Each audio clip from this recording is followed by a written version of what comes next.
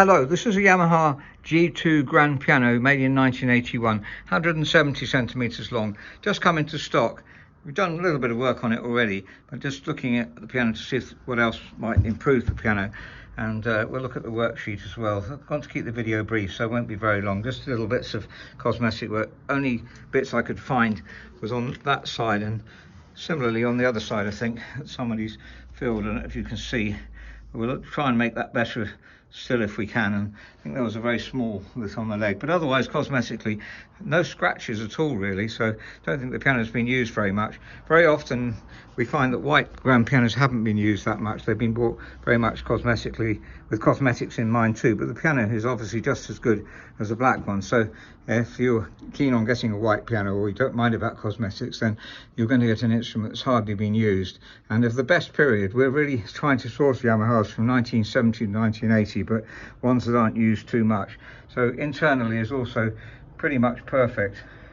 It's had one owner from new, and you can tell by the felt very often on the music stand. It's a good indicator of how much the piano's been used. So no marks on it at all really.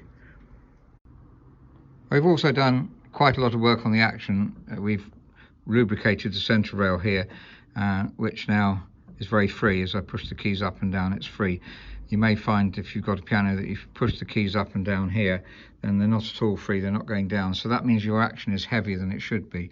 And it's very important that it's very easy to lubricate, and often needing doing. We've lubricated here. That's done with French chalk, or talc rather, which is what Renault, the action makers, recommend, and we've always followed that.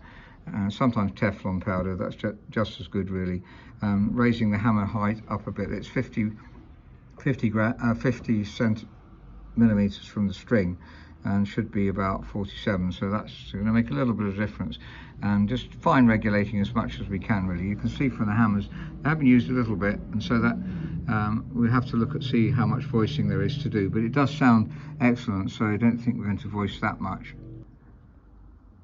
Now the main three regulation points, we first of all adjust the height of the hammers, as I showed you before here, and we're going to adjust the set off here, which is how close they get to the string before they pull back, and then last of all the drop screw, which is adjusted here, so that's the last adjustment to do. Here's the worksheet, just a summary of the piano and the work we have to do on the piano. So we've already done pitch raising, lubricating, clean the keys of course, and fine regulating the action. Then we've got the key weighting, which has been brought down because of the lubrication.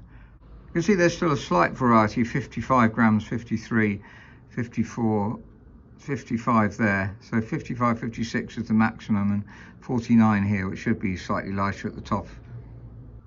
If we compare that to this new 48179, you see that there's a slight variety here too. We've got 53, 56, 54. So I think if it's between 49 and 55, shall we say, that's acceptable. Obviously try and get it as accurate as we possibly can.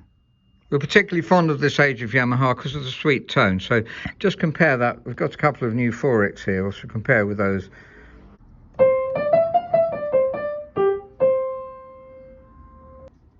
This is a new 48179, which is a bit longer.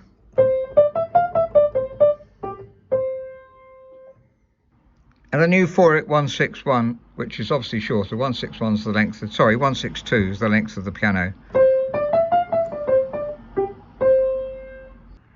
And the Young Chang, which is 175 centimeters.